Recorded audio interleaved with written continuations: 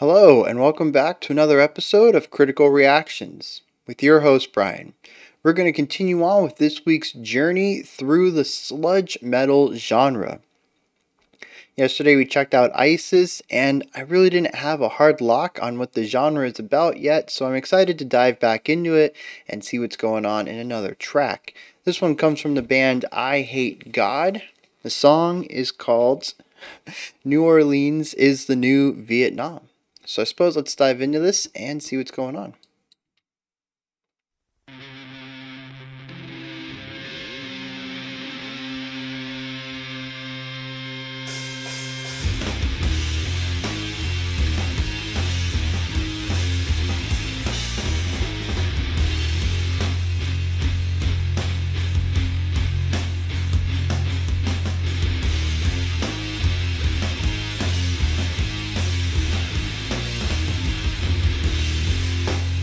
Yeah, so they're playing around with a lot of 3-beat phrases, but it's in 4/4.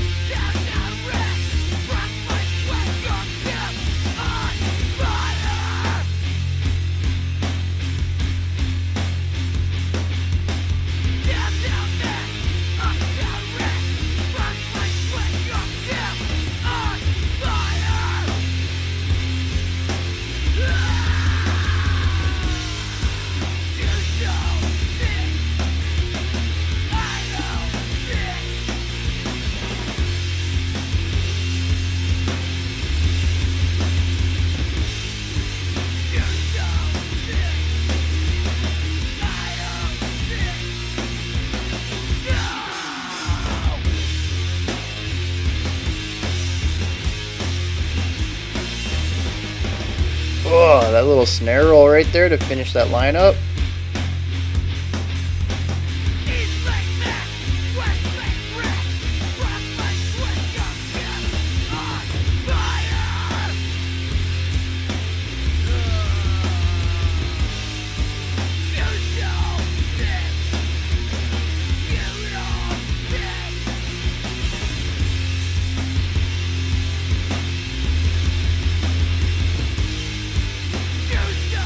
Okay.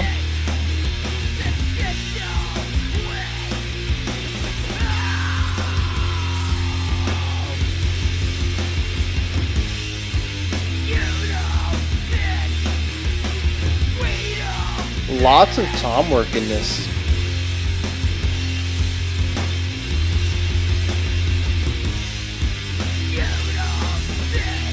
Ooh.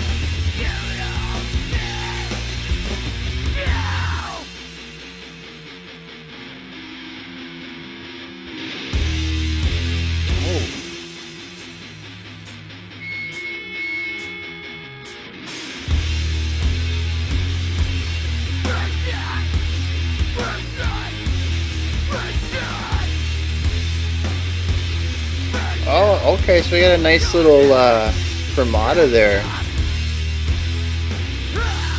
Yeah, that does not fit cleanly into the original tempo.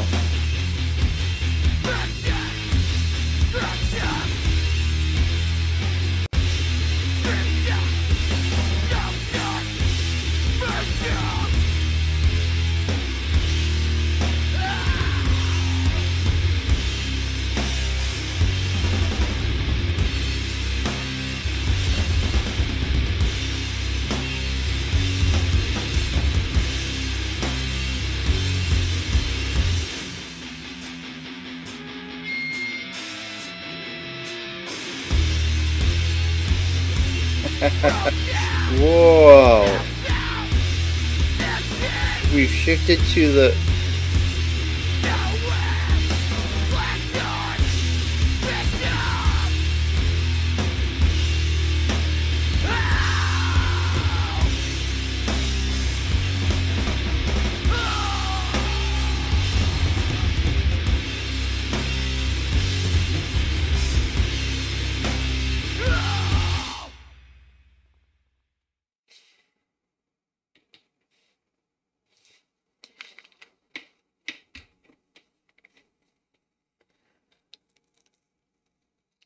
Okay, so this song is pretty much split into two sections, a hard split between them. But interestingly, they're both emphasizing a lot of the same ideas between the two. We have a focus on strong elements of staccato and time manipulation, just in different ways. The first time we manipulate time through different phrasing, and the second time we emphasize it through tempo modulation. In this case, we utilize a fermata. And we'll get into that later, but a fermata is just a fancy music term for saying a small momentary slowdown. And so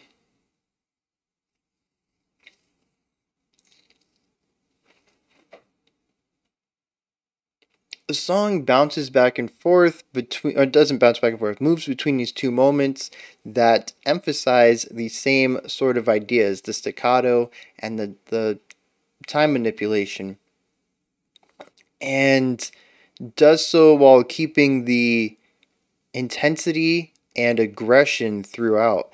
And a lot of that aggression I'm picking up comes from the vocal delivery, which in both I Hate God and in ISIS was yelled or screamed, and a super fuzzy guitar tone.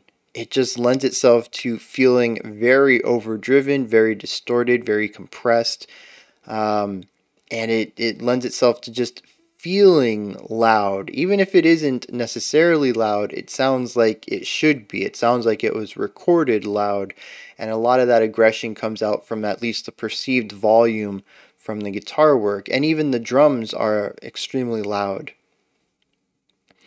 And that's kind of the big thing I'm taking away from both of these tracks so far, and kind of creating this folder, if you will, of what sludge is in my mind. It's loud, it's aggressive, and it's fuzzy. You know, I was talking about those pick scrapes yesterday, and here we don't have the scrapes, but we do have these very short staccato, very fuzzy hits. So, yeah, but something else that I'm recognizing here as well is the overall production of it. We have the guitars that are loud and kind of doing their own thing. Production wise, they're fuzzy, they're loud, they are panned to either side. The drums and the bass are center panned and just as loud. In fact, the snare cracks on here are very prominent, very dominant. They you can tell every single time that that beat is accented when that snare gets hit, because it pervades everything else. It's not being hidden at all. And the vocals are sitting above all of this, being yelled at, again, something that is at least perceived to be a very high volume. I'm still not quite sure how the word sludge fits into all of this. To me, sludge is viscous, it's thick, it's slow. You know, that's sort of what I would think of. And second song in a row, tempo doesn't really have much to do with this. So it's got to be some other element of the texture of the music that I'm missing. And I'm sure people are going to help me with this. I'm looking forward to the comments to figure out where this genre got its name from. All I'm really picking up is loudness and distortion. That's the two big things here. And interestingly, much like yesterday's ISIS, I could see this descending from radio rock's heavy rock style of music. Or I should say the radio-friendly heavy rock. I really don't see this as too far of a distant descendant of heavy rock. There's a couple of elements on here, such as the screaming, that I think kind of keep it off the radios. It's not quite as radio friendly, but it really would not take too much to alter it. It feels very much at home with some of the heavy rock stuff that's already on the radio. And you know, that intrigues me, because at least to me, this is very tame. Once we take the vocals out, musically it's very tame, and I could see this, you know, having mainstream appeal. It really is the vocals and some of the harsher sounds that come out of the guitars and the bass that I think separates it. But again, minor things that could easily be tweaked if somebody would want to make this transform into something that might be radio friendly. And so that's 2 for 2 with sludge music. Is having that what seems to me as a lineage or similarities to radio friendly heavy rock. So let's dive into what they're doing here, though. We have the intro section, which took me a moment to figure out what was going on. There is a heavy 3 pulse to it. If you count, it was descending notes. I'm pretty sure it was like do do do do do do do do do, something along those lines. You count the pulse between those phrases, though, and it's 3 notes. But the thing is that it doesn't feel like it's in 3 at all, especially when you're listening to the phrasing as a whole. So what I did was count all of them, and this is I'm gonna show the magic behind, or show the technique behind the magic trick right here. When I'm figuring out time signatures, I'm gonna count everything in a single repetition. And what I ended up counting was 16 notes. So 16 is divisible by 4. We're probably in 4/4 here. As for how that 4/4 is broken up, I don't know. Tempo comes into play as well, so I'm not sure how many bars it is. To me, it felt like 4 bars of 4/4, which would mean that each of those hits is a single beat. That's how I felt it. But I'm sure you could also feel it in halftime, where each hit was an 8th note, in which case you would have 8 bars of 4/4. But yeah, like, the whole way of how you would notate it is very up to the whims of the person transcribing it, or in the case of the original writing of it, the composer themselves. It's a dance between time signature and tempo and feel. You can change a lot of parameters and make the resulting music sound identical. But at least for me right here, I feel like the song is written in 4/4, and they were going for a bit of a disruptive feeling in the musicality of it, where it doesn't feel like 4/4. And even after I knew it was 4/4, and I understood that those emphasized hits were not necessarily downbeats. Sorry, they were all downbeats, not necessarily beats 1 of a bar. Sometimes it would be beat 1, sometimes 2, sometimes 4. Like, it was kind of all over the place, which is why it feels so disconnected from being a 4/4 section.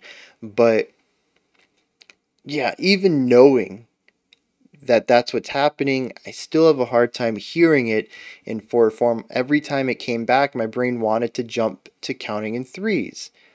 And it doesn't. Well, I mean, it does work that way, doesn't it? Nope, it doesn't. Because you would have 5 bars of that and then 1 beat left over for 16 beats. So yeah, you're not going to get a nice even display, which is why at the end it kind of feels like it gets jostled around a little bit before it returns back to the beginning of the phrase. There isn't a clean way to continue the 3 pulse and have it land in this 16 beat phrase at the beginning of a new idea that's not in the middle of a current idea. It doesn't line up properly. But interestingly, and even more interesting than that, is that once the vocals come in, they seem to be doing their own thing. They have these pockets. Well, they'll have a couple of syllables and then silence, and then a couple of syllables and silence, and it kind of helps to lay down the 4-beat bars a little bit more, but it also is isolated just enough that the guitars are still the dominant sound, and it still kind of forces that 3 pulse. The drums are not helping here either. they're sort of bouncing back and forth. I couldn't tell if there was a polyrhythm going on or if just the ornamental playing had emphasized different pulsing depending on the bar. But yeah, so we have a little bit of playfulness with the time feel here, where it is written in 4 but is purposefully created not to feel like it's in 4. There's an obfuscation or some sort of clashing of ideals. I mean, those are the kind of vibes I'm getting here, where they're hiding the fact that the song is written one way but feels different, or maybe there's a clash between the way it feels and the way that it's written, but there's definitely a divide, and that's what the beginning of the track makes me think of. It bounces back and forth between two ideas. We have this 3 pulse, and then we have a 4 pulse idea that kind of hammers home more of a rhythmic idea than a melodic one. We kind of move from the descending notes to just kind of holding out a single note, sort of a pedal tone for a little bit, and then having a run that they play at the end of the idea. This is very hard rock. This is something we've talked about a lot on the channel, especially recently, it feels like. Maybe I've just started to notice the pattern. Maybe it is just a coincidence. We've heard a lot of music that utilizes the technique, but we hear it here again. We have a few pedal note tones, and then we move to a riff, and then we bring back the pedal tones, and we end it a little early to have an extended riff and to restart the idea. And we do that with pretty much the same atmosphere and vibe and emotional impact as the previous section. It's that same sort of intensity. We haven't really changed the emotional aspect of the song. We really have just changed up the notes that are being played, but it's all going for the exact same effect. It feels more of just being a way to divide this into a verse-chorus concept rather than to drastically alter the song in any way. So they're really wanting to still hammer home this idea while also inventing a new level of conflict, which is the 3 pulse in the verse and the 4 pulse in the chorus. There is still this diversity that's being introduced through the music, of having 2 sides that are opposing. Now, there's also the halfway point in the song that showcases the new half of the track, which is on a more macro level another layer of the 2 sides. And this section goes about the time modulation in a different way. Rather than crafting a different pulse than the time signature would suggest, here we actually physically slow time down. At the end of every, I think it was every 8-bar phrase, it would be the last bar, so bar 8 of an 8-bar phrase, or maybe, no, it was bar 8 of an 8-bar phrase, pretty sure. We introduced the fermata, and like I said earlier, it's just the lengthening of a beat. It could also be the lengthening of 2 beats. It really just is a point in the song where time or the tempo can change depending on whoever is in charge. You know, if it's a solo instrument, the person playing is in charge of how long or how slow the fermata, the influence is. In smaller groups like trios and quartets, you're usually going to have somebody who directs it, possibly with their instrument. With trumpet, I tend to just kind of bring it up and swirl it down, kind of a way to indicate the fermata is up and ending. And larger groups, you're looking at big bands or orchestras. The conductor, of course, is going to be the one who presents this information, keeps everyone on track. But the cool thing about a fermata is that there's no rigid rules of what it does or how long it exists. So it is just a moment when a beat gets pulled out, or multiple beats. And in here, it feels like 2 beats are becoming about 2.5 beats, is what it feels like to me. There were a couple of times when I continued to count out the pulse, the tempo that they had at 4 beats per bar, and it was just a hair longer than the bar. It ended just a hair later than I expected it to. So like I said, I think it's kind of extending 2 beats out to about 2.5, 2 3/4. And it's a rigid fermata though. not in the isolation, but in the pattern. Every time this section comes back, the length of time that the two beats are expanded is identical every time, or at least it feels like that. And so they're utilizing it to show, at least to me, a sort of resistance to something. Before we saw the resistance in the pulsing. This time we're seeing the resistance in the tempo, where the song feels like it should continue to go naturally. They literally slow it down and stretch this moment of time out a little longer than it should be. Interestingly, I felt in the end, the last 30 seconds or so, it seemed that we took the fermata tempo, assuming that we could apply a tempo to the fermata itself, and ran with that to finish out the song. I don't know if that was a placebo thing. Maybe I misremembered the original tempo, but it felt like we went from the fermata and kept that length of, or that tempo from there into the final couple of repetitions.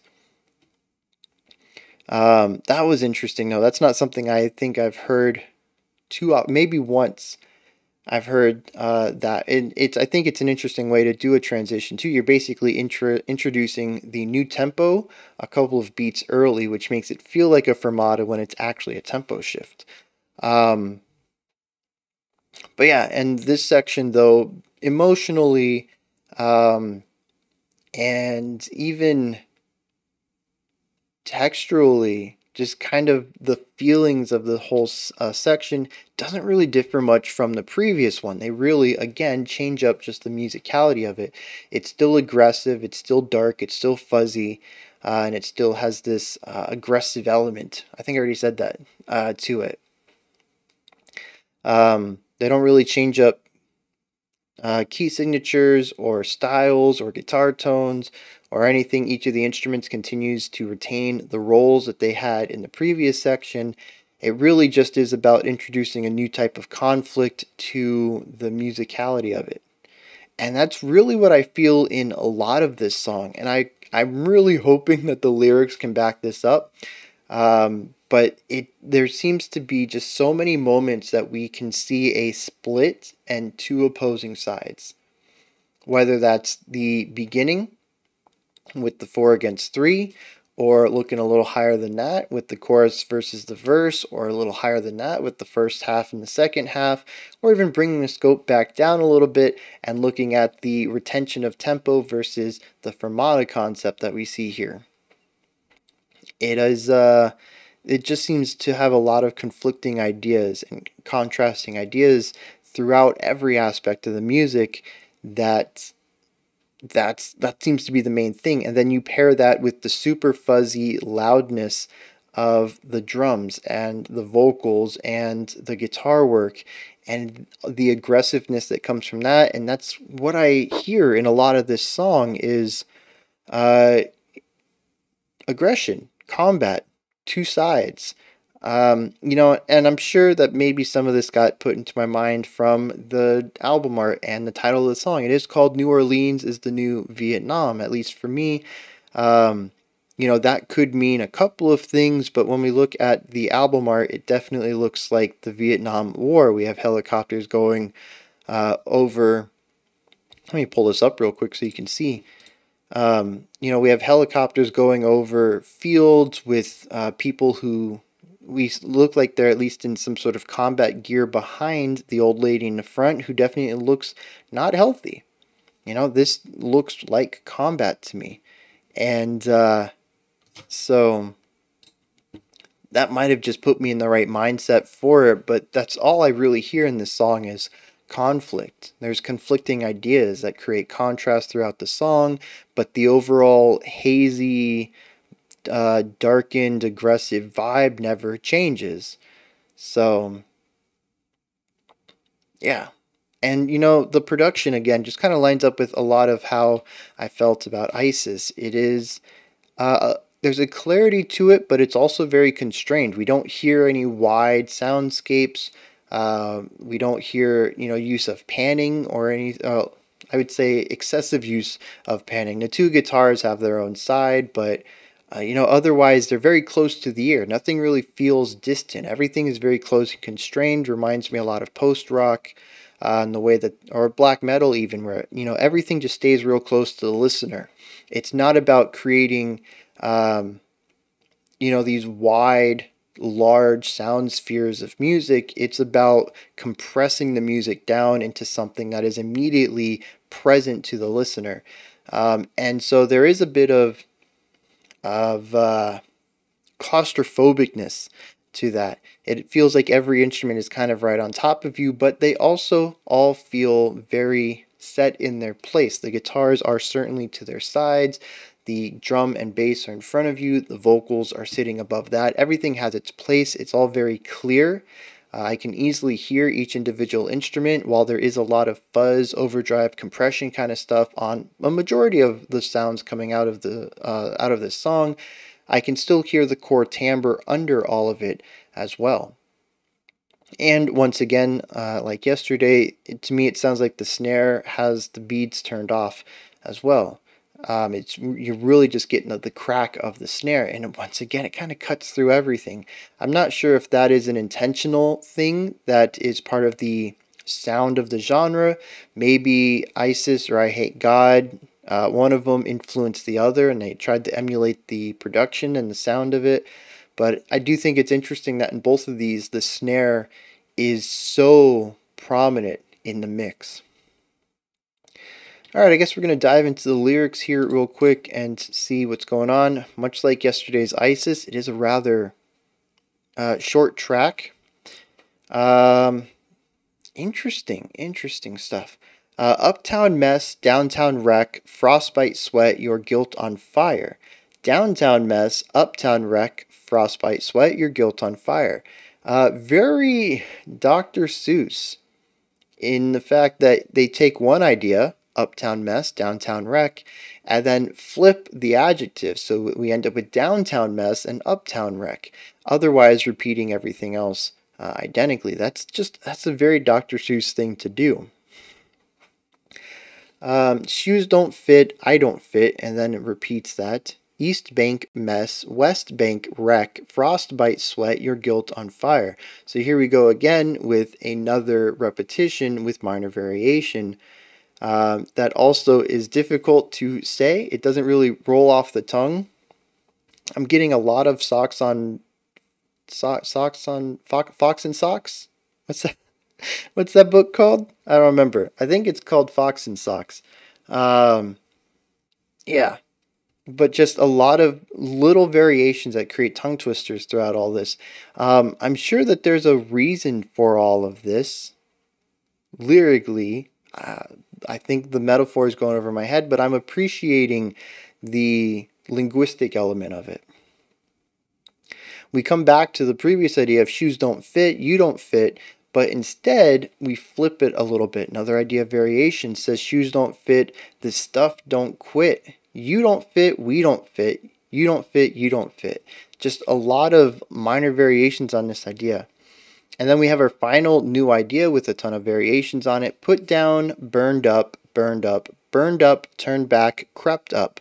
Put down, burned up, put down, crept up, burned up. Broke down, stepped down, no way, back door, pissed off. And much like yesterday's ISIS, I think this is going to be a new possible thing that I'm lining up with the genre is very concise lyrics. They don't utilize a lot of words to showcase what they're trying to tell. This isn't they utilize as few words as possible and put as much emphasis into each of them that they can. And for someone who doesn't know what they're talking about, maybe they don't know the theme or they don't know some of the secondary elements in them, metaphors or double entendres or whatever, the message is going to go over their head. But if you understand what they're talking about, there's a lot of information being condensed down into a small amount of syllables. That's kind of the vibe I'm getting here. But there's also an element of, like I said, strong linguistic component here, where it's not so much about the words themselves possibly, but about the ways they make you feel. There's a lot of, especially in the second half, we have a constant alternating between up and down. It's all over these last three stanzas about something went up, something went down, something went up, something else went up, this also went up, this went down. And it's the way that these ideas sort of bounce off of each other. I mean, the whole thing about, things not fitting, right? And then the wreck and the mess. Like, it's the way that the words are flowing together and creating what I would say is like a visual element to not just the direct message, but the way that the words are flowing and the choice in the word progression and how the words are laid out against the other words. What words are put. Oh, you know what? Also at the beginning, we also had an up and down thing with uptown and downtown. And then we inverse that to East Bank and West Bank, and at the end we brought the up and down back. So yeah, there's a lot of patterns here in word visualization. And I'm not sure how much that has to do with the storytelling itself, but I really like the way that it brings in the poetic elements of sort of knowing primary and secondary elements of everything. Like uptown and downtown kind of reference up and down, but then we also go into putting things up and down, and that's very different from the up and down that we would see on the map, which would be north and south, which brings in the east and the west. But we also have the up and down like above and below, so we have putting things up. Like it's all of this metaphorical double talk right here that I think is really phenomenal, that they find a way to fit into this entire track. Even though I have no idea what these lyrics are talking about, I still have a vast appreciation for how the words are selected and crafted and placed into the lyrical set. There is something very poetic about it. It's simple, but it's complex at the same time. But yeah, I have no idea what any of this means. Here's another good one that I missed was frostbite, sweat, your guilt on fire. Bringing back the idea of opposites, up and down. So we have fire and frost. I mean, just, yes, you guys gotta let me know. What's going on here with the lyrics? How could this possibly tie in to what I felt to be in the music as mostly about aggressive conflict? I don't know. Hit me up in the comments, guys. Let me know what this song's about. If you have anything to add, if you agree with me about my musical breakdown, if you have anything you'd like to add about the way that I broke the song down. And like I said, lyrics, man. Lyrics. This one went right over my head. Above the comments is a description box, and there's a link for Linktree. It takes you to this menu right here. You can pick up some merch, join the Patreon, join the Discord, follow me on Twitter. A bunch of stuff. Go ahead and check it out. Above that, if you could, like, subscribe, and ring the bell. I greatly appreciate all three of those. A few minutes ago, if you were watching this live, the special selection for the day came out. If you're not interested in that, though, I'll be back tomorrow, 5 p.m. Eastern Standard Time, 9 p.m. UTC. As usual, we'll be looking at another Sludge track and another special selection. Until next time, remember to be critical but not cynical of the music you listen to, and have a fantastic morning, afternoon, or evening, whenever you choose to watch my videos.